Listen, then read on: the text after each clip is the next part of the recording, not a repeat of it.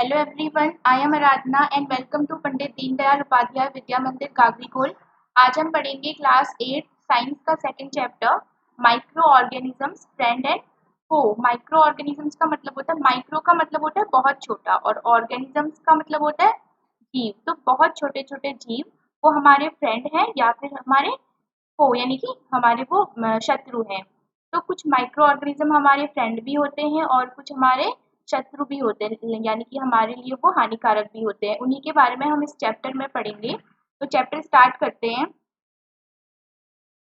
You have seen several kinds of plants and animals. तो हमने आपसे कह रही कि आपने बहुत सारे प्लांट्स और एनिमल्स देखे होंगे। However there are other living organism around us which we normally can not see. और हमारे चारों ओर कुछ ऐसे भी लिविंग ऑर्गेनिजम्स हैं जिनको हम सामान्यतः नहीं देख पाते हैं। These are called micro organisms और माइक्रोब्स, और इनको हम क्या कहते हैं? माइक्रो ऑर्गेनिज्म, सूक्ष्म जीव कहते हैं। For example, you might have observe that during the rainy season moist bread gets spoiled and its surface gets covered with grayish white patches। तो रेनी सीजन में यानी कि बरसात वाले मौसम में आपने देखा होगा कि जो मॉइस्ट ब्रेड जो ब्रेड होती है हमारी, उस पर कुछ ग्रे ग्रे कलर के पैचेस धब्बे पड़ जाते हैं, या ग्रीन ग्रीन या फिर येलो येलो कलर के धब्बे हो जाते हैं। Observe these patches through a magnifying glass. तो आपको क्या करना है, उन पैचेस को एक मैग्नीफाइंग ग्लास की हेल्प से देखना है। You will see tiny black rounded structure. तो आपको क्या दिखेंगे? छोटे से ब्लैक कलर के गोल स्ट्रक्चर दिखेंगे। Do you know what these structures are and where do these come from. तो क्या आपको पता है ये स्ट्रक्चर्स क्या है, ये कहाँ से आते हैं? उसके बाद अगला टॉपिक है माइक्रो ऑर्गेनिजम्स यानी कि सूक्ष्म जीव। Activity 2.1 collect some moist soil from the field in a beaker and add water to it. आपको क्या करना है? सॉइल, मॉइस्ट सॉइल लेनी है, नम मिट्टी लेनी है, और उसको आपको रखना है बीकर में रखना है, और उस पर थोड़ा सा पानी भी मिला देना है।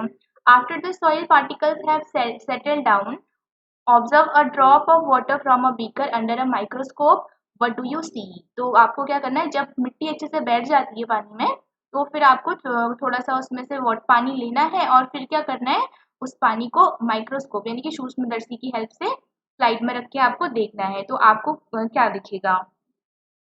Activity 2.2 take a few drops of water from a pond. आपको क्या करना है, तालाब से कुछ पानी की बूंदें लेनी है। Spread on a glass slide and observe through a microscope. और ग्लास स्लाइड पे उसको रख के आपको फिर माइक्रोस्कोप की हेल्प से उसको देखना है, या ये आप अपनी लेबोरेटरी में करेंगे। Do you find tiny organism moving around. तो जब आप माइक्रोस्कोप की हेल्प से देखेंगे तो आपको बहुत छोटे छोटे जो माइक्रो ऑर्गेनिजम्स हैं वो हिलते डुलते नजर आएंगे।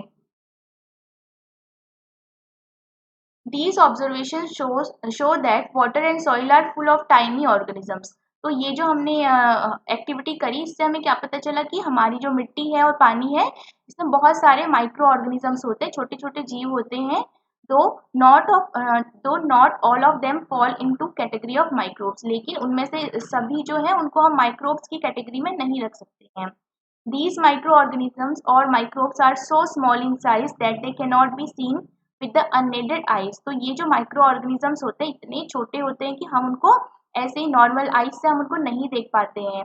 Some of these such as the fungus that grows on bread can be seen with a magnifying glass। और कुछ माइक्रो ऑर्गेनिज्म जैसे कि फंगस, उनको हम देख सकते हैं मैग्नीफाइंग ग्लास की हेल्प से देख सकते हैं हम उनको। जो किस पर होता है, हमारी हमारी जो रोटी वगैरह जब खराब हो जाती है उस पे जब हो जाता है, जो व्हाइट व्हाइट या येलो येलो कलर के जो धब्बे हो जाते हैं उसमें होता है फंगस।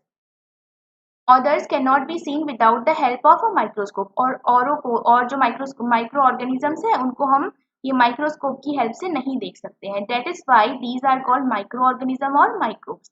तो इसलिए हम इनको क्या कहते हैं, माइक्रो ऑर्गेनिज्म और माइक्रोब्स, क्योंकि हम इनको माइक्रोस्कोप की हेल्प के बिना नहीं देख पाते हैं, इसलिए हम इनको कहते हैं माइक्रो ऑर्गेनिज्म और microbes. Micro organisms are classified into 4 major groups. तो माइक्रो ऑर्गेनिजम्स को 4 ग्रुप्स में क्लासिफाई किया गया है। These groups are bacteria, fungi, protozoa and some algae. तो क्या क्या ग्रुप्स हैं? बैक्टीरिया है, फंजाई है, प्रोटोजोआ और और कुछ एल्गी आते हैं। तो 4 मेजर ग्रुप्स में इनको क्लासिफाई किया गया माइक्रो ऑर्गेनिजम्स को।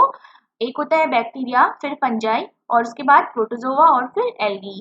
Some of these common microorganisms are shown in table figure 2.1 to 2.4 कुछ माइक्रो ऑर्गेनिज्म दिखाए गए हैं पीछे आपको डायग्राम में। उसके बाद है वायरसेस आर ऑल्सो माइक्रोस्कोपिक। तो वायरस के बारे में आपने सुना होगा कि जो वायरस होते हैं ना वो भी माइक्रोस्कोपिक होते हैं, यानी कि उनको हम माइक्रोस्कोप की हेल्प के बिना नहीं देख पाते हैं। They however reproduce only inside the cells of the host organism. हालांकि ये क्या करते हैं, सिर्फ जब ये होस्ट की बॉडी में एंटर करते हैं तभी ये रिप्रोड्यूस कर पाते हैं, बाकी अगर ये होस्ट की बॉडी के बाहर रहे तो ये इनएक्टिव रहते हैं। ठीक है, यानी कि हम उनको मृत हम ऐसे समझ सकते हैं कि वो किसी होस्ट की बॉडी के बाहर सजीव नहीं रहते, निर्जीव होते हैं। विच में भी अ बैक्टीरियम, जो एक बैक्टीरियम हो सकता है, प्लांट हो सकता है और एनिमल हो सकता है। तो होस्ट क्या क्या हो सकते हैं इनके, एक बैक्टीरियम हो सकता है, पौधे को ये होस्ट बना सकते हैं और एनिमल को होस्ट बना सकते हैं, यानी कि हम सबको होस्ट बना सकते हैं। Some of the viruses are shown in figure 2.5। 2.5 में कुछ वायरसेस दिखाए गए हैं। Common ailments like cold, influenza and most coughs are caused by virus। तो कुछ रोग हैं जैसे कि कोल्ड सर्दी है, इन्फ्लुएंजा है, एंड मोस्ट कफ्स और जो सर्दी की खांसी वगैरह होती है किसके द्वारा होती है, वायरस के द्वारा होती है। Serious diseases like polio and chicken pox are also caused by viruses। और कुछ सीरियस डिजीज यानी कि बहुत ज्यादा घातक बीमारियां जो होती है जैसे कि पोलियो हो गया, चिकन पॉक्स है, ये भी वायरस के द्वारा ही होते हैं। डिजीजेस लाइक डाइसेंट्री यानी कि जो दस्त होता है, and malaria are cause by protozoa. और डाइसेंट्री और मलेरिया किसके द्वारा होता है, प्रोटोजोआ के द्वारा होता है। Whereas typhoid and tuberculosis are bacterial diseases. जबकि जो टाइफॉइड है और ट्यूबरकुलोसिस यानी कि टीबी है वो किसके द्वारा होती है, बैक्टीरिया के द्वारा होती है, ये है बैक्टीरियल डिजीजेस। जबकि जो हमारा पोलियो और चिकन पॉक्स था वो कैसी डिजीज थी, वायरल डिजीजेस थी। और जो डाइसेंट्री और मलेरिया थी वो किससे हो रही थी, प्रोटोजोआ से। You have learned about some of these microorganism in class 6 and 7। तो आपने कुछ माइक्रो ऑर्गेनिज्म के बारे में क्लास 6 और 7 में पढ़ा होगा। यहाँ पर दिखाया गया है, बैक्टीरिया दिखाया गया है, स्पाइरल बैक्टीरिया। ये देखो इनका स्ट्रक्चर कुछ ऐसे होता है, स्पाइरल। उसके बाद है रॉड शेप, रॉड की तरह है इनका आकार। यहाँ पर कुछ एल्गी दिए गए हैं, एल्गी ये एग्जाम्पल्स आप याद कर सकते हैं। क्लेमाइडोमोनास है, स्पाइरोगाइरा है, और प्रोटोजोआ में क्या क्या आता है, अमीबा आता है और पैरामीशियम आता है। उसके बाद है फंजाई। तो फंजाई में ब्रेड मोल्ड ये तो कॉमन है, और पेनिसिलियम आता है, एस्परजिलस है।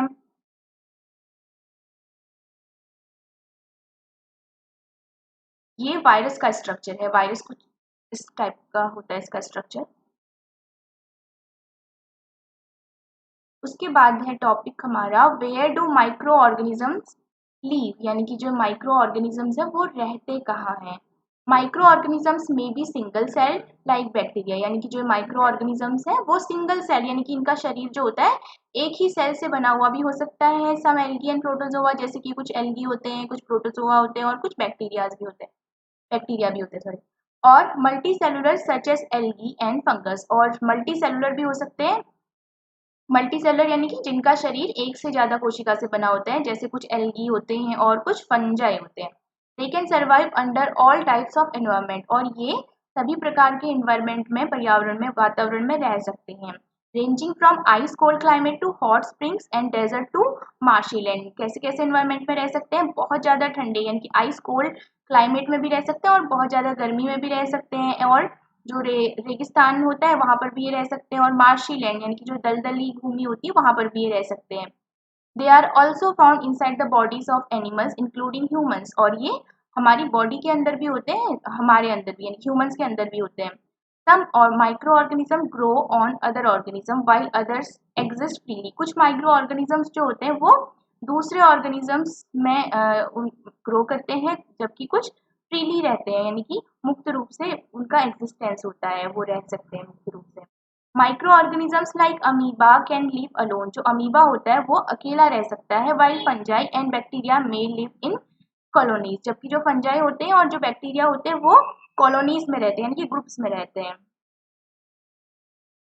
माइक्रो ऑर्गेनिजम्स एंड अस, यानी कि सूक्ष्म जीव और हम, यानी कि हम पर इनका क्या प्रभाव पड़ता होगा वो हम इस टॉपिक में पढ़ेंगे। Microorganisms play an important role in our life. जो माइक्रो ऑर्गेनिजम्स होते हैं हमारे जीवन पर इनका बहुत महत्व यानी कि बहुत प्रभाव डालते हैं ये। Some of them are beneficial in many ways whereas some others are harmful and cause diseases. कुछ माइक्रो ऑर्गेनिजम्स जो हैं हमारे लिए बेनिफिशियल यानी कि लाभदायक हो सकते हैं, जबकि कुछ हार्मफुल हानिकारक हो सकते हैं और हमारे हमारे हमको वो बहुत सारी बीमारियों से पीड़ित कर सकते हैं। Let us study about them in detail. चलिए अब उनके बारे में हम डिटेल में पढ़ेंगे। सबसे पहले हम पढ़ेंगे फ्रेंडली माइक्रो ऑर्गेनिजम्स के बारे में, यानी कि ऐसे माइक्रो ऑर्गेनिज्म जो हमारे फ्रेंड्स होते हैं, जो हमारे लिए बेनिफिशियल होते हैं।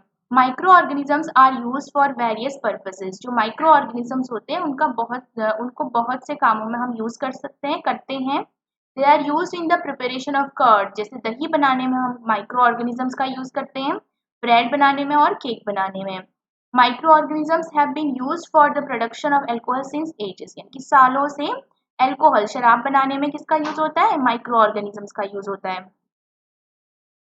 They are also use in cleaning of the environment. और इनका यूज हमारे पर्यावरण को साफ सुथरा बनाए रखने में भी किया जाता है।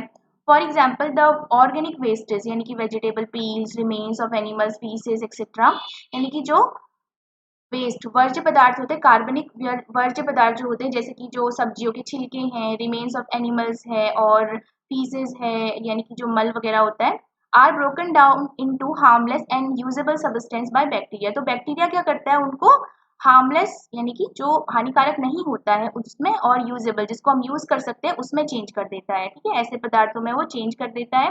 Recall that bacteria are also use in the preparation of medicine. और जो बैक्टीरिया होता है, आपने पढ़ा होगा कि मेडिसिन बनाने में भी उसका यूज किया जाता है। In agriculture they are use to increase soil fertility by fixing nitrogen. और एग्रीकल्चर में क्या होता है इनका यूज? ये जो नाइट्रोजन होता है उसको फिक्स करते हैं। ठीक है, नाइट्रोजन फिक्सिंग बैक्टीरिया के बारे में हमने पढ़ा था। सॉइल फर्टिलिटी बढ़ाते हैं यानी कि भूमि की उर्वरता बढ़ाते हैं ये। Making of curd and bread. तो कैसे बैक्टीरिया की हेल्प से हम दही बनाते हैं और ब्रेड बनाते हैं। You have learn in class 7 that milk is turn into curd by bacteria. तो क्लास 7 में हमने पढ़ा था कि जो दूध है वो दही में जब बदलता है तो किसकी हेल्प से बदलता है? बैक्टीरिया की हेल्प से। अब पहेली कहती है, I saw that my mother added a little curd to warm milk to set curd for the next day. पहेली ने देखा अपनी मम्मी को कि उसकी मम्मी क्या कर रही थी, गर्म दूध में एक थोड़ी सी दही उन्होंने मिला दी ताकि वो अगले दिन के लिए दही उनको मिल जाए।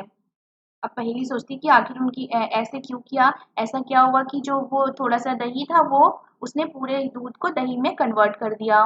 Curd contain several micro organism. तो जो दही होता है उसमें कुछ माइक्रो ऑर्गेनिज्म यानी कि सूक्ष्म जीव होते हैं। Of these the bacterium lactobacillus promotes the formation of curd. जिनमें से जो लैक्टोबैसिलस बैक्टीरिया होता है वो दही बनाता है। ये बहुत इंपॉर्टेंट है कि दूध से दही बनने में कौन सा बैक्टीरिया हेल्प करता है, कौन सा बैक्टीरिया सहायक है। तो आप लिखेंगे lactobacillus. It multiplies in milk and convert it into curd. तो ये दही में इसकी वृद्धि होती है और ये दूध में इसकी वृद्धि होती है और दूध को किस में बदल देता है? फिर दही में बदल देता है। Bacteria are also involve in making of cheese. और बैक्टीरिया क्या काम भी आते हैं? चीज बनाने के काम भी आते हैं, पनीर वगैरह। Pickles and many other food items. अचार बनाने के काम भी आते हैं और फूड आइटम्स बनाने के काम भी आते हैं। एन इम्पोर्टेंट इंग्रेडिएंट ऑफ रवा यानी कि सूजी, idlis and bhaturas is curd. तो हम क्या करते हैं जब हम भटूरे वगैरह इडलीज बनाते हैं तो हम कर्ड मिक्स करते हैं। Can you guess why? तो क्यों करते होंगे हम? Activity 2.3, take 1/2 kg flour. आपको क्या करना है? आधा किलो आपको आटा लेना है या मैदा भी आप ले सकते हैं। Add some sugar and mix with warm water. तो आपको क्या करना है? उसमें चीनी मिलानी है और थोड़ा सा उसमें गर्म पानी में से उसको मिक्स करना है। Add a small amount of yeast powder and need to make a soft dough. तो आपको क्या करना है? थोड़ा सा उसमें ईस्ट पाउडर डालना है और उसको उसको गूंथ लेना है हमें। What do you observe after 2 hours? तो 2 घंटे के बाद अगर आप देखेंगे तो आपको क्या मिलेगा? डिड यू फाइंड द डफ राइजिंग? तो आपको जो पहले आपका जो आटा था वो आपका जो गुथा हुआ आटा था वो यहाँ पे था, तो अब उसका लेवल यहाँ हो गया यानी कि वो उभर सा गया है, उसका लेवल बढ़ गया है। तो ऐसा क्यों हुआ? Yeast reproduces rapidly and produces carbon dioxide during respiration. तो यीस्ट क्या करता है? प्रजनन करता है, बहुत तेजी से प्रजनन करता है। रिप्रोड्यूस यानी कि और अपनी जैसी प्रतिलिपियां और तैयार करना। ठीक है, उसको रिप्रोडक्शन कहते हैं। तो क्या करता है, बहुत जल्दी जल्दी रिप्रोड्यूस करता है और रेस्पिरेशन की प्रोसेस में यानी कि सांस लेने की प्रोसेस में वो कार्बन डाइऑक्साइड गैस छोड़ता है, ठीक है, गैस निकालता है। Bubbles of gas fill the dough, तो ये जो बबल्स होते हैं ना, ये कार्बन डाइऑक्साइड के बबल्स हैं, ठीक है, कार्बन डाइऑक्साइड गैस जो होती है उसके बबल्स हैं ये, इसकी वजह से जो ये आटा है वो राइज कर जाता है, इसका लेवल ये उभर जाता है। This is the basis of the use of yeast in baking industry for making bread, pastries and cakes. तो हम क्या करते हैं, बेकिंग इंडस्ट्री में हम यीस्ट का यूज करते हैं, क्योंकि ये क्या करता है, ये क्या करता है, रैपिडली रिप्रोड्यूस करता है, जिससे और रेस्पिरेशन में कार्बन डाइऑक्साइड गैस लेता है, जिससे क्या होता है, हमारा जो आटा या मैदा जो होता है फूल जाता है। अब है commercial use of micro organism. Micro organisms are use for the large scale production of alcohol. तो हम एल्कोहल के को बनाने में माइक्रो ऑर्गेनिज्म यानी कि शराब बनाने में माइक्रो ऑर्गेनिजम्स का यूज करते हैं। वाइन एंड एसिटिक एसिड यानी कि विनेगर सॉल्यूशन जो होता है उसको बनाने में भी हम माइक्रो ऑर्गेनिजम्स की हेल्प लेते हैं। East is use for commercial production of alcohol. तो हम औद्योगिक रूप से जब एल्कोहल बनाते हैं, तो हम एल्कोहल या वाइन बनाते हैं, तो हम किसका क्या हेल्पफुल रहता है, कौन सा माइक्रो ऑर्गेनिज्म हेल्पफुल रहता है, east. For this purpose, yeast is grown on natural sugar present in grains like barley, wheat, rice, crushed fruits, juices and juices extra. तो इस प्रोसेस में किसकी हेल्प ली जाती है, जो नेचुरली शुगर्स होते हैं ना, जैसे बार्ले में होता है शुगर यानी कि कार्बोहाइड्रेट भी आप बोल सकते हैं, और जो अनाजों में होता है उनकी हेल्प ली जाती है यीस्ट, और यीस्ट उसमें ऐड किया जाता है, फिर हमारी एल्कोहल बनाई जाती है। उसके बाद है activity 2.4, take a 500 ml beaker filled up to 3/4 with water. आपको क्या करना है, 500 ml का बीकर लेना है और उसको लगभग 3/4 पानी से भर लेना है। Dissolve 2 to 3 teaspoon of sugar in it, और क्या करना है उसमें 2 से 3 चम्मच आपको उस पर चीनी के डालनी है। Add half a spoon of yeast powder to the sugar solution, और फिर उस शुगर सोल्यूशन में क्या डालना है आपको, ईस्ट पाउडर डालना है। Keep it covered in a warm place for 4 to 5 hours, 4 से 5 घंटे के लिए उसको आप कवर करके एक गर्म सी जगह पे, वार्म जगह पे छोड़ दीजिए, रख दीजिए। नाउ स्मेल द सोल्यूशन, उसके बाद आप उसको सूंघेंगे। कैन यू गेट स्मेल, तो आपको कैसी स्मेल वहाँ पे फील होगी, this is the smell of alcohol as sugar has been converted into alcohol by yeast. तो ये जो स्मेल थी ना, वो किसकी थी, एल्कोहल की थी। एल्कोहल कैसे बनी, क्योंकि जो शुगर था वो किस में कन्वर्ट हो गया था, एल्कोहल में, with the help of yeast. तो यीस्ट ने शुगर को एल्कोहल में कन्वर्ट कर दिया था, तो और वो जो स्मेल थी वो एल्कोहल की आ रही थी। This process of conversion of sugar into alcohol is known as fermentation. तो जब शुगर को एल्कोहल में बदला जाता है, किसकी हेल्प से, ईस्ट की हेल्प से, तो वो उस प्रोसेस को हम कहते हैं फर्मेंटेशन। ये बहुत इंपॉर्टेंट है कि फर्मेंटेशन क्या है। The process of conversion of sugar into alcohol is known as fermentation, Hindi में इसको किण्वन कहते हैं। Louis Pasteur discovered fermentation in 1857। तो जो लुईस पाश्चर थे उन्होंने फर्मेंटेशन की खोज करी थी, कब, 1857 में। Medicinal use of micro organism. अब मेडिसिनल यूज पढ़ेंगे हम माइक्रो ऑर्गेनिज्म का। हमने कमर्शियल यूज पढ़ा, कमर्शियल यूज में हम क्या कर रहे थे, एल्कोहल बना रहे थे, वाइन वगैरह बन रही थी हमारी with the help of micro organism. अब हम क्या पढ़ेंगे कि कैसे मेडिसिन तैयार की जाती है, यानी कि दवाइयाँ तैयार की जाती है माइक्रो ऑर्गेनिज्म से। Whenever you fall ill, the doctor may give you some antibiotic tablets। तो कभी भी आप जब कभी बीमार हुए होंगे तो डॉक्टर ने क्या किया होगा, आपको कुछ एंटीबायोटिक टैबलेट्स दी होंगी, कैप्सूल्स और injection such as of penicillin. तो आपको कैप्सूल्स भी दी होंगी और इंजेक्शन भी दी होंगी जैसे कि पेनिसिलिन की। The source of these medicine is micro organism. तो ये जो मेडिसिन है पेनिसिलिन, इसका सोर्स क्या है, माइक्रो ऑर्गेनिजम्स। तो ये बनी होगी माइक्रो ऑर्गेनिज्म से। These medicines kill or stop the growth of disease causing microorganism। ये जो मेडिसिन होती है ये क्या करती है, जो हमारे शरीर में डिजीज कॉजिंग यानी कि रोग कारक माइक्रो ऑर्गेनिज्म जो होते हैं, गंदे वाले माइक्रो ऑर्गेनिज्म जो होते हैं, जो हमारी बॉडी को जो हमारी बॉडी के लिए हार्मफुल होते हैं, उनको क्या, उनकी ग्रोथ को स्टॉप, रोक देती है, ठीक है। सच मेडिसिन आर कॉल्ड एंटीबायोटिक। तो ऐसी मेडिसिन को क्या कहते हैं, एंटीबायोटिक्स कहते हैं। These days a number of antibiotics are being produced from bacteria and fungi। तो आजकल क्या किया जा रहा है, बहुत सारी एंटीबायोटिक्स का निर्माण किया जा रहा है, किसकी हेल्प से? बैक्टीरिया और फंजाई की हेल्प से। स्टेप कुछ यहाँ पर एंटीबायोटिक्स दी गई है। स्ट्रेप्टोमाइसिन है, tetracycline and erythromycin are some of the are some of the commonly known antibiotics which are made from fungi and bacteria. तो ये जो बैक्टीरिया, ये जो एंटीबायोटिक्स थी, ये किससे बनी थी? फंजाई और बैक्टीरिया से। The antibiotics are manufactured by growing specific microorganisms and are used to cure a variety of disease.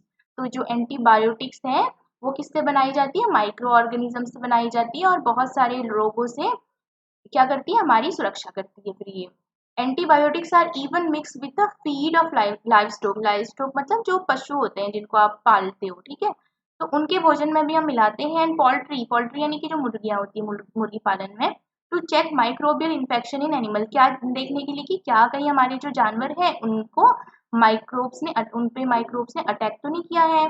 They are also use to control many plant diseases, और इनका यूज प्लांट डिजीजेस को रोकने के लिए भी किया जाता है। तो हमने पढ़ा था कि जो माइक्रो ऑर्गेनिजम्स होते हैं वो हमारे लिए भी हार्मफुल होते हैं, कुछ माइक्रो ऑर्गेनिज्म हमारे लिए भी हार्मफुल होते हैं, और साथ में जो प्लांट्स हैं और जो अदर एनिमल्स हैं उनके लिए भी हार्मफुल होते हैं। तो हम उनके भोजन में भी ये सब डाल सकते हैं। और they are also use to control many plant diseases, और जो पौधों में रोग होते हैं उनको कंट्रोल करने के लिए भी हम माइक्रो ऑर्गेनिज्म सॉरी एंटीबायोटिक्स का यूज करते हैं। और एंटीबायोटिक्स किससे बने होते हैं? माइक्रो ऑर्गेनिज्म से।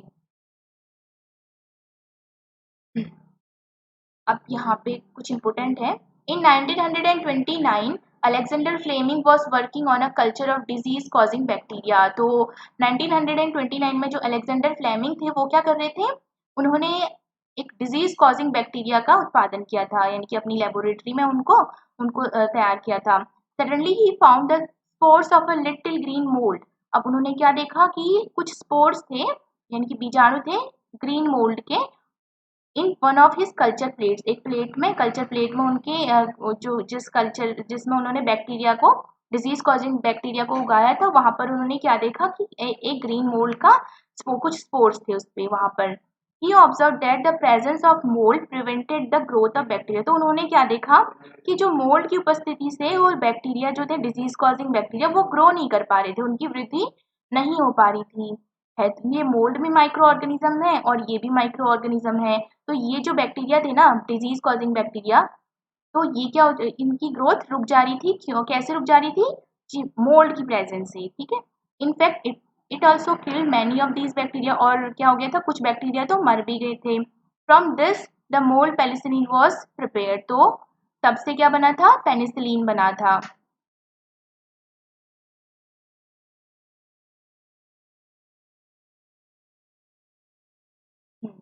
Antibiotics are even mix with the feed. अच्छा, ये तो पढ़ा लिया था। यहाँ पर फिर कुछ इंपॉर्टेंट है। It is important to remember that antibiotics should be taken only on the advice of a qualified doctor. तो हमेशा क्या करना चाहिए हमें? डॉक्टर की सलाह से ही हमें एंटीबायोटिक्स लेनी चाहिए। Also you must complete the course prescribed by the doctor. और डॉक्टर ने जितना कोर्स आपको करने के लिए कहा होता है, आपको वो कोर्स कंप्लीट भी करना चाहिए।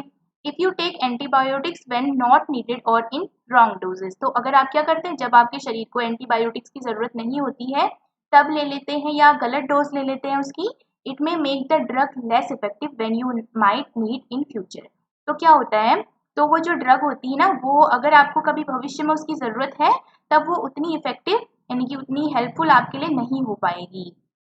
और यानी कि हमें जो एंटीबायोटिक्स होती है वो ऐसे ही नहीं ले लेनी चाहिए। अगर हमें डॉक्टर बोल रहे हैं कि लेने के लिए, तब हमें लेनी चाहिए। Also antibiotics taken unnecessarily may kill the beneficial bacteria in the body. और साथ में जो एंटीबायोटिक्स होती है वो क्या करती है, अगर हम बिना वजह उसको लें तो क्या होता है, जो बेनिफिशियल बैक्टीरिया हमारे बॉडी में होते हैं वो एंटीबायोटिक्स की वजह से वो भी मर जाते हैं। Antibiotics however are not effective against cold and flu as these are caused by viruses. तो एंटीबायोटिक्स जो है ना, वो अगर हम सर्दी में या फ्लू में, नॉर्मल फ्लू जो हो जाता है उसमें लेंगे तो वो हेल्पफुल नहीं रहेगा, क्योंकि ये जो कोल्ड और फ्लू है वो वायरल डिजीजेज हैं, ठीक है। और एंटीबायोटिक्स हम लेते हैं जब हमें बैक्टीरियल कोई डिजीज होती है। उसके बाद है वैक्सीन। वैक्सीन आपने सुना होगा कि टीका। वाई आर चिल्ड्रन और इन्फेंट्स गिवन वैक्सीनेशन। तो जो बच्चे होते हैं उनको क्यों वैक्सीन टीका लगाया जाता है? When a disease carrying microbe enter our body, the body produces antibodies to fight the invader. तो क्या होता है जब कोई डिजीज कैरिंग यानी कि ऐसा सूक्ष्म जीव जो हमारे शरीर के अंदर रोग उत्पन्न कर सकता है, जो हमारे लिए घातक होता है, वो हमारी बॉडी में एंटर करता है, तो हमारी बॉडी क्या करती है? एंटीबॉडीज बनाती है, प्रतिरक्षी बनाती है। ठीक है, एक ऐसे समझ लीजिए कि हमारी बॉडी भी दवाई बनाती है टू फाइट द इन्वेडर, उस बाहर वाले हमलावर से लड़ने के लिए हमारी बॉडी भी दवाई बनाती है। The body also remembers how to fight the microbe if it enters again, और हमारी बॉडी भी ये याद कर लेती है कि अगर वैसा ही माइक्रोब फिर से उसकी बॉडी पर अटैक करेगा तो उसको क्या करना है या कौन सी दवाई उसको प्रोड्यूस करनी है। तो इफ डेड और weakened microbes are introduce in a healthy body, तो अगर हम क्या करेंगे, अगर ऐसा कोई माइक्रोब हमारी बॉडी में एंटर कराएंगे जो डेड हो यानी कि जो इनएक्टिव हो, जो माइक्रोब तो होगा लेकिन हमारी बॉडी में वो डिजीज कॉज नहीं करेगा, वो बीमारी हमें नहीं करेगा, तो अगर हम वैसे कोई माइक्रोब को एंटर कराएंगे तो हमारी बॉडी क्या करती है?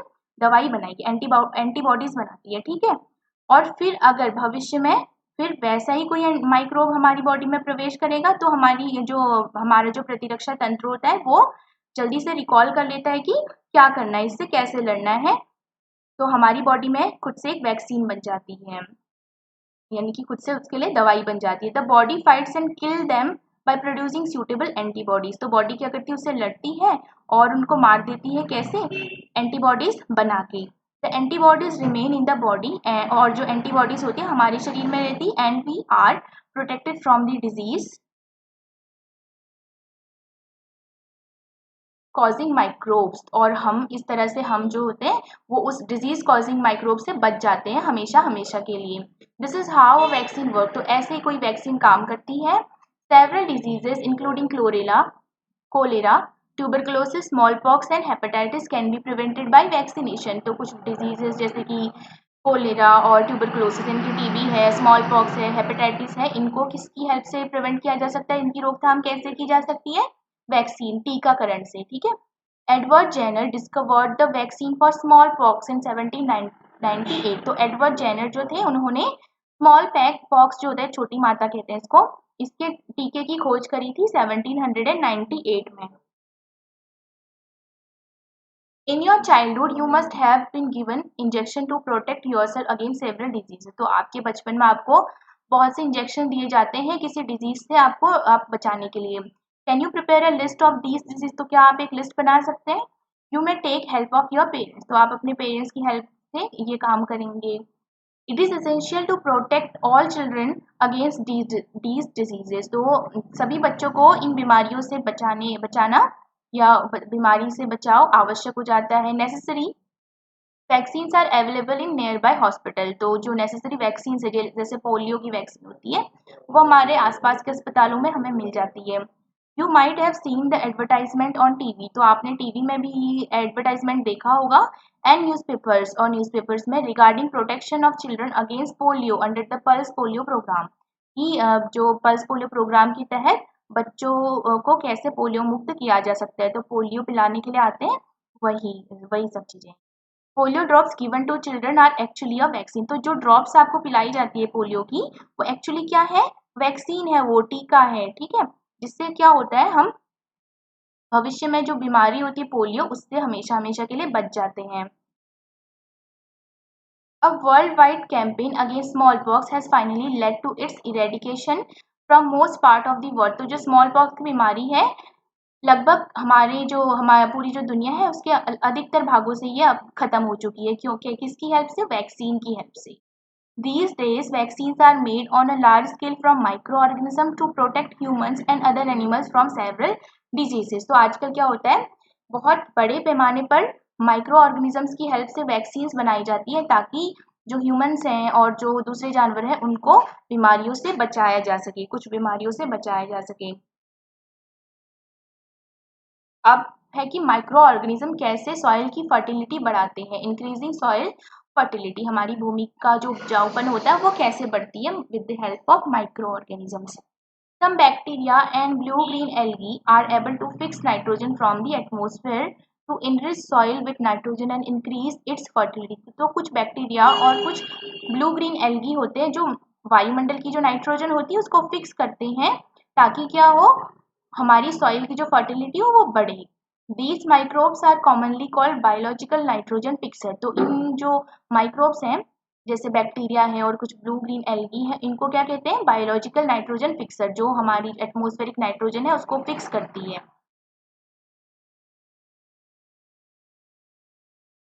यहाँ पे दिखाया गया है the nitrogen fixing blue green algae. उसके बाद है क्लीनिंग द एनवायरनमेंट, यानी कि कैसे जो माइक्रो ऑर्गेनिजम्स है हमारे पर्यावरण की को साफ सुथरा रखते हैं, कैसे उसकी स्वच्छता बनाए रखते हैं। Boojho and Paheli had observe the school gardener making manure. तो बूचो और पहेली ने क्या देखा कि जो स्कूल का जो माली था वो कैसे खाद बना रहा था, मैन्योर बना रहा था। Along with their friends they collected wastage of plant. तो उन्होंने क्या किया, अपने दोस्तों के साथ मिलकर जो प्लांट्स के वेस्टेज होते हैं, जैसे कि पत्तियां, सड़ी गली पत्तियां जो होती है, और वेजिटेबल और सब्जियां जो होती है, और and fruits from near by houses and garden. तो उन्होंने क्या किया, ये सारी चीजें इकट्ठा करी उन्होंने। प्लांट्स हैं, वेस्टेज ऑफ प्लांट्स यानी कि सड़ी गली जो पत्तियां हैं, वेजिटेबल्स है, बची हुई सब्जी है, ठीक है, और फ्रूट्स हैं, और भी सारी चीजें होंगी। तो वो उन लोगों ने इकट्ठा करी in the garden. They put them in a pit meant for waste disposal. तो उन्होंने किस में रखा, उसको उनको एक पिट में रखा, ठीक है, जो किसके लिए बनाया था, वेस्ट डिस्पोजल के लिए, जहां पर हम अपनी जो वेस्ट चीजें होती हैं उनको रखते हैं। आफ्टर सम टाइम, कुछ टाइम बाद, it decompose and got converted to manure. तो कुछ टाइम बाद क्या हुआ, ये जो चीजें, डिकम्पोज मतलब होता है सड़ जाना, तो ये वो जो चीजें थी ना वो सड़ गई और किस में चेंज हो गई, वो मैन्योर में, खाद में चेंज हो गई। Boojho and Paheli wanted to know how this had happened. तो बूझो और पहेली जानना चाह रहे कि ये कैसे हुआ। Activity 2.5, take 2 pots and fill each pot half with soil. आपको क्या करना है, 2 पॉट्स लेने हैं, ठीक है, 2 बर्तन लेने हैं, और दोनों को आधा सॉइल, मिट्टी से भर लेना है। Mark them A and B, और दोनों में मार्क लगा दीजिए, एक में ए और दूसरे में B. Put plant waste in pot ए। आपको क्या करना है, जो प्लांट वेस्ट होते हैं, ठीक है, जैसे सरपत्तियां हैं, उनको ए में रखना है, पॉट ए में रखना है। Things like polythene bags, empty glass bottles and broken plastic toys in pot B. और पॉट बी में आपको क्या क्या रखना है, पॉलीथीन के बैग्स रखने हैं, एम्प्टी ग्लासेस रखनी है, खाली ग्लासेस रखनी है, बॉटल्स, ठीक है, और ब्रोकन प्लास्टिक, और जो प्लास्टिक के जो टॉय हैं जो टूट गए हैं उनको आपको पॉट बी में रखना है। पुट द पॉट्स असाइड, कुछ दिनों के लिए उसको रख दीजिए। Observe them after 3 to 4 weeks, और 3 से 4 हफ्तों के बाद उसको देखिए। Do you find any difference in the content of the 2 pots. तो जब आप देखेंगे आपको कुछ डिफरेंस दिखाई देगा पॉट ए के कंटेंट में और पॉट बी के कंटेंट में, यानी कि पॉट ए में आपने जो रखा था और पॉट बी में आपने जो भी चीजें रखी थी। If so what is the difference. तो अगर ऐसा हुआ कि डिफरेंस है दोनों में, तो क्या डिफरेंस था, you will find that plant waste in pot A has been decompose. तो आप देखेंगे कि हमने पॉट ए में क्या रखा था, प्लांट वेस्ट रखे थे, यानी कि जैसे पत्तियां हैं, सड़ी गली पत्तियां वो रखी थी, तो आप देखेंगे कि जो पत्तियां हैं वो अच्छी तरह से सड़ गई हैं, डिकम्पोज हो गई है। How did this happen. तो ये कैसे हुआ, the plant waste has been converted into manure by the action of microbes. तो प्लांट जो वेस्ट था वो किस में बदल गया, मैन्योर में बदल गया, किसकी हेल्प से, किसकी क्रिया से, माइक्रोब से। तो कुछ माइक्रोब्स ने क्या किया, उस प्लांट वेस्ट पर क्रिया करी और फिर उसको किस में बदल बदल लिया, मैन्योर में, खाद में बदल दिया।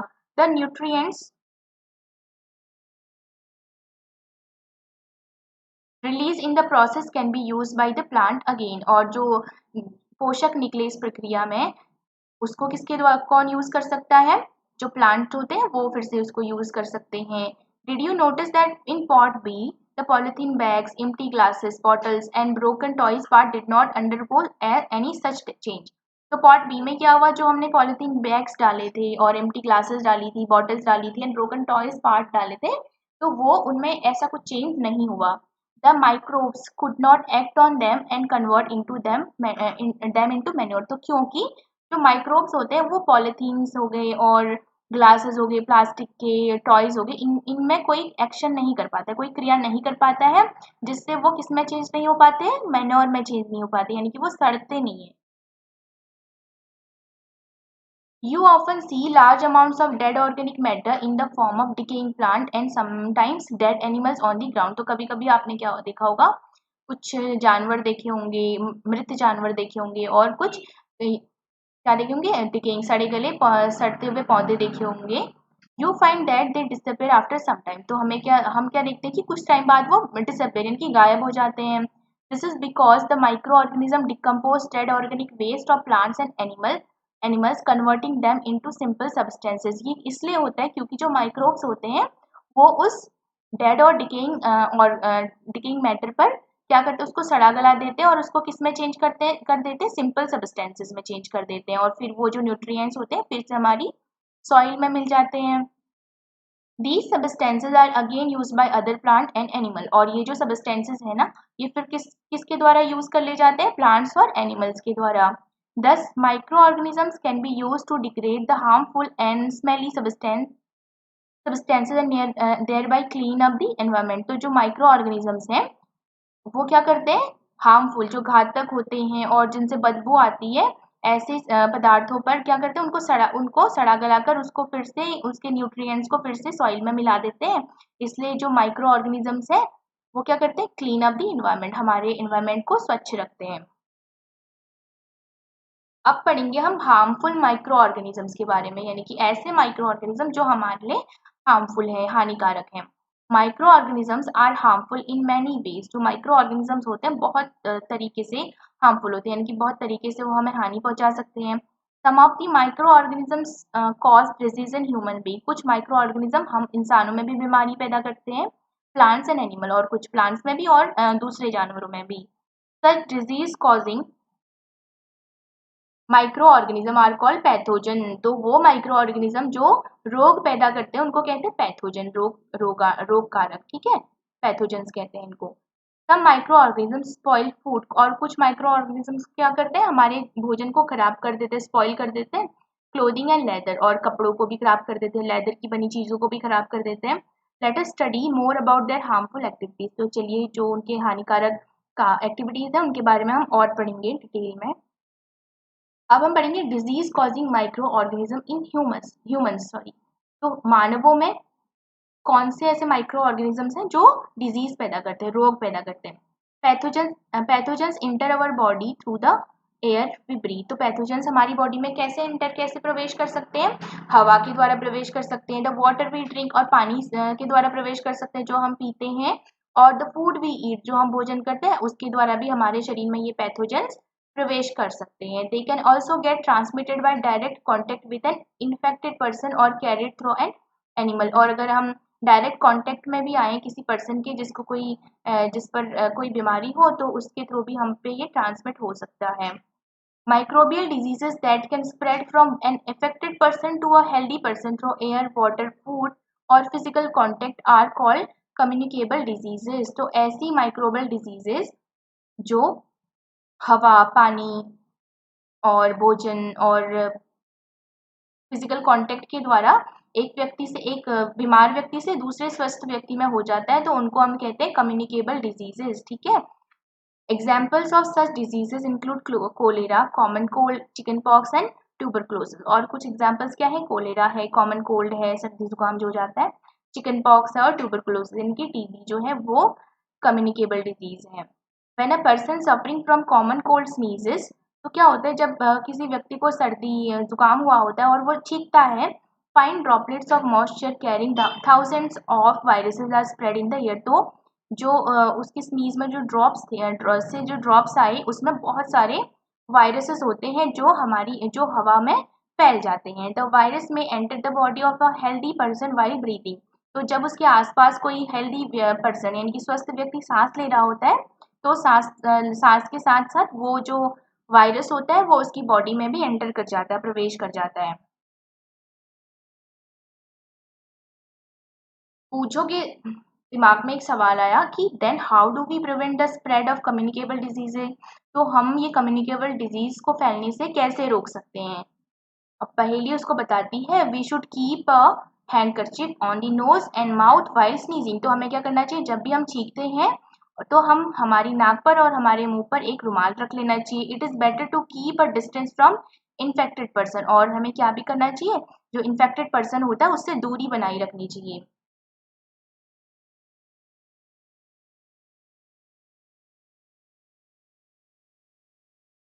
There are some insects and animals which act as carriers of disease causing microbes.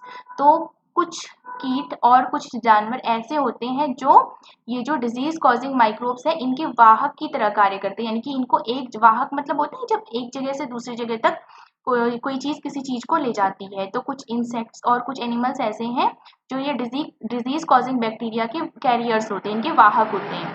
House fly, जैसे कि हाउस फ्लाई जो मक्खी होती है, इज वन सच कैरियर, एक ऐसी ही वाहक है। The fly sit on the garbage, ये क्या करती है, कूड़े कचरे पर बैठती है। एंड एनिमल एक्सक्रीटा, जो एनिमल्स का एक्सक्रीटा यानी कि जो मल होता है उस पर बैठती है। Pathogen stick to their bodies, तो जो रोग कारक होते हैं, रोगाणु जो होते हैं वो उनकी बॉडी से चिपक जाते हैं, मक्खियों की बॉडी से चिपक जाते हैं। When these flies sit on uncovered food, they may transfer the pathogens. तो जब भी ये मक्खियाँ जो होती है बिना ढके हुए खाने पर बैठती है तो क्या होता है, वो जो पैथोजेंस होते हैं वो हमारे खाने पर आ जाते हैं। Whoever eats the contaminated food is likely to get sick. तो जो भी इस contaminated food, दूषित भोजन, contaminated means होता है दूषित, तो जो भी इस गंदे दूषित भोजन को खाता है वो बीमार हो सकता है। तो it is advisable to always keep food covered, तो इसलिए हमें कहा जाता है कि हमेशा भोजन को ढक के रखना चाहिए। Avoid consuming uncovered items of food, और कभी भी बिना ढका हुआ खाना हमें नहीं खाना चाहिए। Another example of a carrier is the female anopheles mosquito. दूसरा कैरियर क्या है, एग्जाम्पल क्या है कैरियर का, एक मच्छर है फीमेल एनाफिलीज, मादा एनाफिलीज सुना होगा आपने नाम, which carries the parasite of malaria, जो किसके क्या किसको कैरी करती है, जो मलेरिया का पैरासाइट है उसको, ठीक है, उसको कैरी करती है। Female aedes mosquito act as carrier of dengue virus, और जो फीमेल एडिस मॉस्किटो है वो किसका कैरियर होती है, जो डेंगू का वायरस होता है उसका कैरियर होती है। How can we control spread of malaria और डेंगू, तो कैसे हम मलेरिया और डेंगू के स्प्रेड को, उसका फैलने को कंट्रोल कर सकते हैं, कैसे उसको ऐसा कर सकते हैं कि वो कम से कम फैले।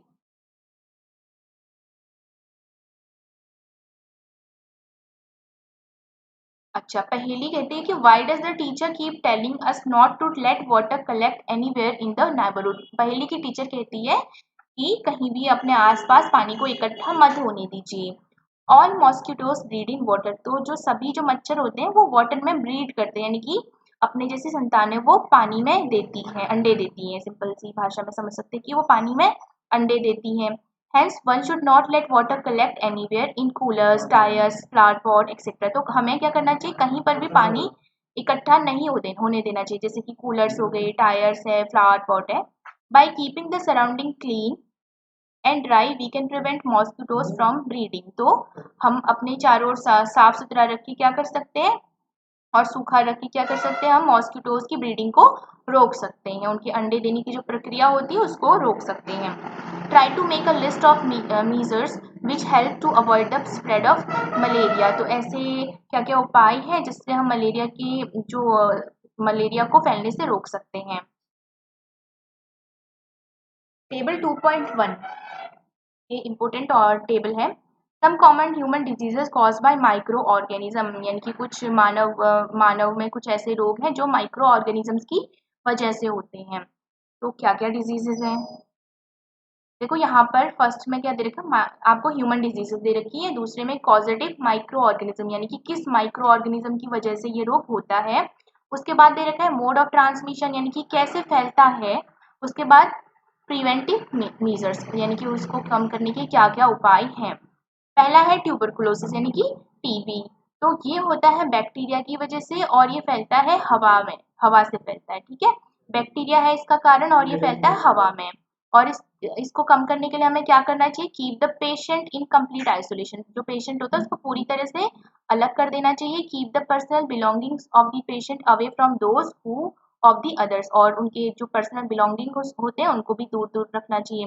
Vaccination to be given at suitable ages, और एक सूटेबल एज में, जब प्रॉपर एज में उसको क्या करना चाहिए, टीका भी लगाना चाहिए इन सब चीज़ों का। और मीजल्स भी वायरल डिजीज, मीजल्स जो है वो वायरल डिजीज है। चिकन पॉक्स वायरस की वजह से होता है, वायरल डिजीज है। पोलियो जो है वायरल डिजीज है, यानी कि वायरस की वजह से होता है। और जो मीजल्स है वो फैलता है हवा से, चिकन पॉक्स भी फैलता है हवा से, और कॉन्टेक्ट जब हम छूते हैं किसी को तब फैलता है। और जो पोलियो है वो हवा से फैलता है और पानी से भी फैलता है, जो गंदा पानी होता है उससे फैलता है।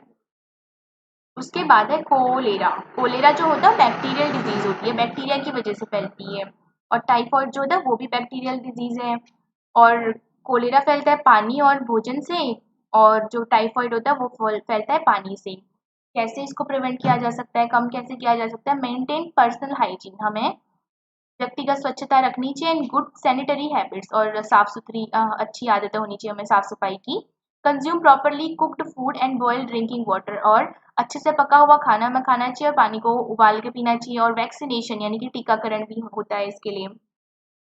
उसके बाद है हेपेटाइटिस ए, ये होता है वायरस की वजह से और फैलता है ये पानी से।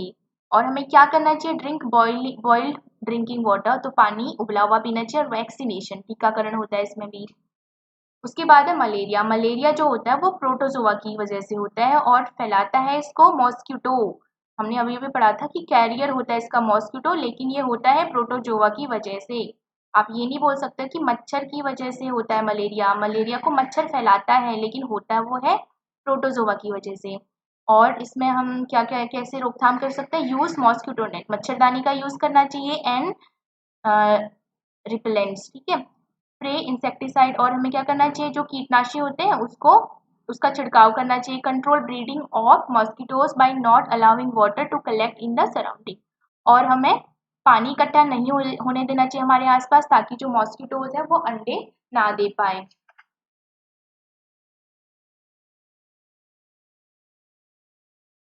सम of the common disease affecting humans, their mode of transmission. अच्छा, ये टेबल के बारे में बताया गया कि ऊपर टेबल में क्या क्या है। उसके बाद है disease causing micro organisms in animals. हमने ह्यूमंस में जो माइक्रो ऑर्गेनिज्म डिजीज कॉज करते हैं उनके बारे में पढ़ा। अब हम पढ़ेंगे कि ऐसे कौन से माइक्रो ऑर्गेनिजम्स हैं जो एनिमल्स में डिजीज कॉज करते हैं। Several micro organism not only cause disease in humans and plants but also in other animals. For example, anthrax is a dangerous human and cattle disease caused by a bacterium. तो कुछ micro organism होते हैं जो सिर्फ ना केवल humans में disease पैदा करते हैं, बल्कि साथ ही साथ प्लांट्स में भी और जानवरों में भी डिजीज पैदा करते हैं। फॉर एग्जाम्पल, डिजीज मतलब होता है रोग। फॉर एग्जाम्पल एंथ्रेक्स, एंथ्रेक्स जो बीमारी है is a dangerous human and cattle disease. ये किसमें होती है? इंसानों में भी होती है और जो पशु होते हैं उनमें भी होती है। कॉज बाय बैक्टीरियम, और किसके द्वारा होती है?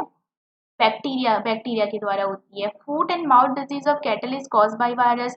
और जो जानवरों का जो फूट और माउथ डिजीज जो होती है वो बैक्टीरिया वायरस के द्वारा होती है। एंथ्रेक्स डिजीज किसके द्वारा हो रही थी? बैक्टीरिया के द्वारा। और फूट एंड माउथ डिजीज हो रही थी वायरस के द्वारा। अब है disease causing microbes in plants, यानी कि प्लांट्स में कौन से माइक्रो ऑर्गेनिजम्स बीमारी पैदा करते हैं। Several microorganisms cause disease in plants like wheat, rice, potato, sugarcane, orange, apple and others. तो कुछ माइक्रो ऑर्गेनिजम्स होते हैं जो प्लांट्स में डिजीज रोग पैदा करते हैं, जैसे कि हमारा गेहूं होता है, राइस चावल होता है, आलू में, और सुगरकेन गन्ने में, ऑरेंज में, एप्पल में, और कुछ और भी। These diseases reduce the yield of crop. तो इन बीमारियों से होता क्या है? जो हमारी पैदावार होती है वो कम हो जाती है। See table 2.2 for some such plant disease. तो टेबल 2.2 में कुछ प्लांट डिजीज दिखाई दी गई है। They can be controlled by the use of certain chemicals which kill the microbe. तो इन ये जो बीमारियां हैं इनको हम कैसे कंट्रोल कर सकते हैं? कुछ केमिकल्स की हेल्प से कंट्रोल कर सकते हैं जो इन माइक्रोब्स को मार देंगी, ठीक है। Table 2.2 some common plant diseases cause by micro organism. तो कुछ कॉमन प्लांट डिजीज जो किसकी वजह से होते हैं? माइक्रो ऑर्गेनिजम्स की वजह से होते हैं। सिट्रस कैंकर, पहला क्या है इसमें? सिट्रस कैंकर प्लांट डिजीज है ये सिट्रस कैंकर। और ये माइक्रो किसकी वजह से होता है? बैक्टीरिया की वजह से होता है। मोड ऑफ ट्रांसमिशन क्या है? हवा से फैलता है। देखो ये ऐसे हो जाता है, पीला पीला, ठीक है। रस्ट ऑफ वीट, गेहूं में कोई बीमारी होती है ये रस्ट ऑफ वीट। और किसकी वजह से फैलता है? कौन फैलाता है? कौन किसकी वजह से होता है? फंजाई की वजह से। और फैलता कैसे है? हवा से और बीज से फैलता है। उसके बाद है येलो वीन मोजाइक ऑफ भिंडी। भिंडी की कोई बीमारी है, ये कैसे हो रही थी? कैसे हो रही है? वायरस की वजह से, ठीक है। और इसको फैला रही है इंसेक्ट, यानी कि चींटियां और कीट पतंग इसको फैला रही है। उसके बाद है फूड पॉइजनिंग, हिंदी में इसको कहते हैं खाद्य विषाक्तता, यानी कि कुछ ऐसा हो रहा होगा कि जो फूड है वो पॉइजन में कन्वर्ट हो जा रहा होगा। Pujo was invited by his friend to a party and he ate a variety of food stuff. अब पूछो को निमंत्रण आया था अपने फ्रेंड से और वो उसके घर पे गया पार्टी के लिए और उसने वहां पर बहुत सारा खाना खा दिया। On reaching home started vomiting and had to be taken to a hospital. तो वो घर पहुंचा तो उसको वॉमिटिंग स्टार्ट हो गई। वॉमिट मीन्स होता है उल्टी करना, तो वो उसको उल्टियां होने लग गई और उसको फिर कहाँ ले जाया गया, हॉस्पिटल ले जाया गया। The doctor said that this condition could be due to food poisoning. तो डॉक्टर कहता है कि उसकी ऐसी अवस्था जो है वो फूड पॉइजनिंग की वजह से हो सकती है। Paheli wonders how food can become a poison. अब पहेली कहती सोचती कि हमारा जो खाना है वो जहर कैसे बन सकता है। Food poisoning could be due to the consumption of food spoiled by some micro organism. तो फूड पॉइजन कैसे बनता है, जब माइक्रो ऑर्गेनिजम्स जो होते हैं हमारे फूड को स्पॉइल यानी कि खराब कर देते हैं। तो अगर हम ऐसा खाना लें जिसको माइक्रो ऑर्गेनिजम्स के द्वारा खराब कर दिया गया हो तो उससे हमें क्या हो सकता है, फूड पॉइजनिंग हो सकती है। Micro organisms that grow on our food sometimes produce toxic substances. तो माइक्रो ऑर्गेनिज्म जो हमारे फूड पर ग्रो करते हैं, बढ़ते हैं, वृद्धि करते हैं, तो कभी कभी वो क्या करते हैं, टॉक्सिक सब्सटेंस मतलब टॉक्सिक मतलब होता है जहरीले, ठीक है, तो जहरीले पदार्थ उस पर छोड़ देते हैं। These make the food poisonous causing serious illness and even death। तो इसकी वजह से क्या होता है, जो भोजन होता है हमारा वो जहरीला हो जाता है, पॉइजनस हो जाता है, जिसकी वजह से हम बीमार पड़ सकते हैं, भयंकर बीमार पड़ सकते हैं और कभी कभी डेथ भी हो सकती है। तो it is very important that we preserve food to prevent it from being spoil. तो हमें क्या करना चाहिए, अपने भोजन को प्रिजर्व करना चाहिए, यानी कि उसको अच्छे से रखना चाहिए ताकि वो खराब ना हो माइक्रो ऑर्गेनिजम्स की वजह से। अब हम पढ़ेंगे फूड प्रिजर्वेशन। तो हमने जाना कि अगर माइक्रो ऑर्गेनिज्म जो होते हैं वो हमारे खाने पर अटैक करते हैं तो हमारे खाने को पॉइजनस बना देते हैं। तो ऐसा ना हो इसके लिए हमें क्या करना चाहिए, फूड को प्रिजर्व करके रखना चाहिए। अब फूड प्रिजर्वेशन हम करेंगे कैसे, उसके बारे में हम इस टॉपिक में पढ़ेंगे। In chapter 1 we have learned about the methods used to preserve and store food grains. तो चैप्टर 1 में हमने क्या पढ़ा, हमने पढ़ा कि जो फूड ग्रेन्स अनाज होते हैं उनको हम कैसे स्टोर करते हैं, सेफ तरीके से कैसे स्टोर करते हैं। How do we preserve cooked food at home, और पके हुए खाने को हम घर पे कैसे प्रिजर्व करते हैं। You know that bread left unused under moist condition is attack by fungus. तो अगर जो रोटी होती है उसको हम मॉइस्ट कंडीशन पर छोड़ दें, यानी कि ऐसी नम नम जगह पर उसको छोड़ दें, तो फंगस जो होता है उस पर अटैक कर लेता है। हमने पढ़ा कि जो येलो येलो या ग्रे ग्रे कलर के पैचेस बन जाते हैं वो फंगस की वजह से बन जाते हैं। Micro organism spoil our food. तो जो माइक्रो ऑर्गेनिजम्स होते हैं वो हमारे भोजन को खराब कर देते हैं, स्पॉइल कर देते हैं। Spoil food emits bad smells and had a bad taste and colour change. तो स्पॉइल फूड जो होता है हम उसको कैसे पहचानेंगे, एक तो उससे बदबू आती है और उसका स्वाद भी अच्छा नहीं होता है, खराब होता है, एंड कलर, उसका कलर भी चेंज हो जाता है। Is spoiling of food a chemical reaction. तो क्या जो स्पॉइलिंग ऑफ फूड है क्या केमिकल रिएक्शन है। पहेली bought some mangoes but she could not eat them for a few days। तो पहेली क्या करती है, कुछ आम लेके आई वो और वो कुछ दिनों तक उसको नहीं खा पाई आम को। Later she found that they were spoiled and rotten. तो कुछ बाद में उसको पता चला कि जो आम थे वो खराब हो गए और सड़ गए थे। But she knows that the mango pickle her grandmother makes does not spoil for a long time. She is confuse. लेकिन उसको याद आता है कि उसकी जो दादी अम्मा अचार बनाती थी वो भी आम का अचार बनाती थी, लेकिन वो बहुत टाइम के लिए खराब भी नहीं होता था। अब वो कंफ्यूज हो गई कि मेरे जो आम है वो खराब हो गए, लेकिन दादी अम्मा इन्हीं आमों से अचार बनाती थी, वो तो खराब नहीं होता है। Let us study the common method of preserving food in our Holmes. तो हम हमारे घर में जो कॉमन मेथड, सामान्य विधि जो यूज करते हैं हमारे भोजन को प्रिजर्व करने के लिए, तो सुरक्षित करने के लिए, तो वो क्या क्या है हम पढ़ेंगे इनके बारे में। We have to save it from the attack of micro organisms, क्योंकि हमें इनको माइक्रो ऑर्गेनिजम्स की के अटैक से बचाना है। तो केमिकल मेथड्स होती है कुछ, केमिकल मेथड्स क्या क्या हैं। Salt and edible oil are the common chemical generally use to check the growth of micro organism. तो क्या ऐड करते हैं हम, नमक और एडिबल ऑयल, ठीक है, तेल जो होता है उसको ऐड करते हैं। Therefore they are called preservatives, इसलिए इनको कहते हैं प्रिजर्वेटिव्स। वी ऐड सॉल्ट और acid preservative to pickle to prevent the attack of microbes. तो अचार में हम क्या ऐड करते हैं, नमक मिलाते हैं और कुछ एसिड्स मिलाते हैं ताकि जो अचार है वो माइक्रोब्स के अटैक से बच जाए। Sodium benzoate and sodium metabisulphite are common preservatives. और जो सोडियम बेंजोएट है और सोडियम मेटाबाइसल्फेट है वो कुछ सामान्य प्रिजर्वेटिव्स हैं। These are also use in the jams and squashes to check their spoilage. तो इनको किस में भी यूज किया जाता है, जैम्स और जेली स्क्वैशेस जो होते हैं उसमें हम यूज करते हैं। Preservation by common salt. और कॉमन सॉल्ट यानी कि जो नमक होता है उससे हम कैसे अपने भोजन को प्रिजर्व कर सकते हैं, बचा सकते हैं, सुरक्षित रख सकते हैं। Common salt has been use to preserve meat and fish for ages. तो बहुत सालों से जो नमक है उसका यूज हम मीट और मछली वगैरह को प्रिजर्व करने में, उसको संरक्षित करने में करते हैं। Meat and fish are covered with dry salt to check the growth of bacteria.